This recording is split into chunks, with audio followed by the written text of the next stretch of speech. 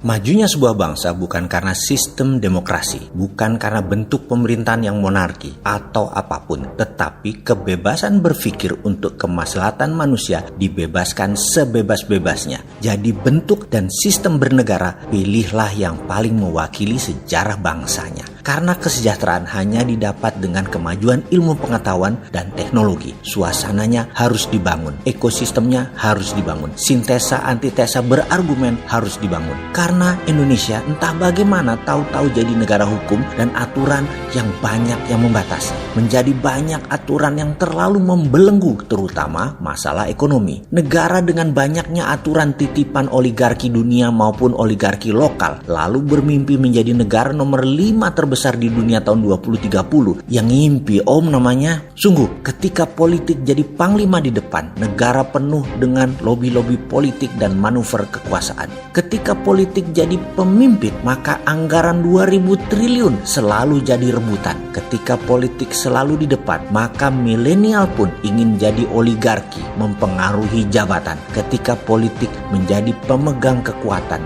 membuat negara bergerak terbatas menjadi penekan. Kita melihat fakta sejarah. Renaissance adalah zaman pencerahan di mana kekangan gereja dan tekanan aristokrasi kerajaan dilepas oleh kaum pemikir bebas atau free thinker seperti Galileo Galilei, Darwin, Newton, Leonardo da Vinci, dan lain sebagainya. Islam juga mengalami masa kejayaan ketika sampai Persia, ketika Al-Jabar, Ibnu Battuta, Ibnu Arabi maju dengan pemikiran matematika, pemikiran kesehatan, dan pendidikannya. Amerika membebaskan pemikiran sehingga puncaknya dengan Operation Paperclipsnya yang mengambil 1100 ilmuwan Jerman sebelum Perang Dunia Kedua berakhir, di mana sebelumnya Rockefeller, Thomas Alva Edison, Nikola Tesla telah berpikir bebas sebebas-bebasnya yang dibatasi hanya oleh satu hal, yaitu hak paten. Bahkan sejak tahun 1800 Amerika menarik imigran Eropa dengan janji Land of Freedom,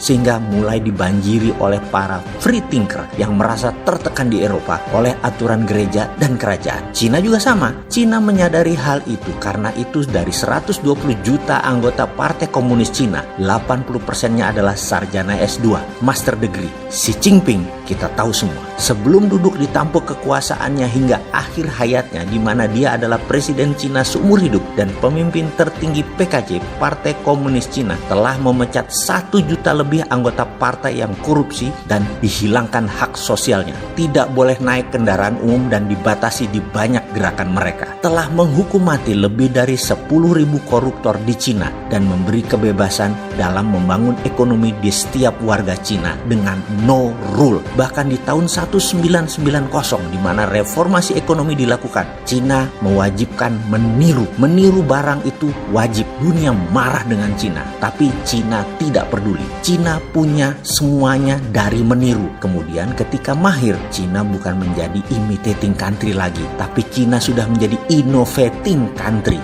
Ini karena sontoloyonya pemimpin mereka berani melawan dunia. Indonesia perlu juga dipimpin pemimpin yang sontoloyo untuk melawan dunia. Kalau Indonesia mau maju, lawan semua aturan dunia, buat aturan sendiri. Berani, punya biji nggak lo melakukan hal ini? Itulah yang selalu saya ingatkan kepada semua orang. Kenapa sih kita tidak miring ke bangsa sendiri? Izinkanlah kami mengkopi, bebaskan kami berimprovisasi tanpa BPOM, tanpa izin Departemen Pertanian untuk membangun dunia tani. Tak perlu izin Dekes untuk alat kesehatan, penunjang alat kesehatan. Kalau jamu, bebaskan saja dan tangkap yang nakal, di mana setiap saat ada pengecekan di lapangan. Yang dicek bukan izinnya, bukan stikernya, bukan labelnya, tapi kandungannya. Demikian juga BPOM, yang dicek makanannya, minumannya. Hukum berat kalau mengandung bahan yang mematikan. Prinsipnya adalah seperti apa yang dikatakan semua agama ajarkan. Semua yang di alam ini adalah halal, kecuali yang Allah haramkan. Jangan dibalik. Saat ini pemerintah mengatakan adalah semua yang di Indonesia itu adalah haram, kecuali yang pemerintah halalkan. Wih, lebih hebat dari agama saya kalian ini. Kalian semua pejabat beragama kan? Percaya hari akhir kan? Beribadah kan kalian? Bebaskanlah masyarakat berkreasi, lindungi warganya, dan kita lawan kezoliman dunia. Ini sedikit masukan dari seseorang yang wudunya masih belum lengkap dan masih belajar jadi orang baik.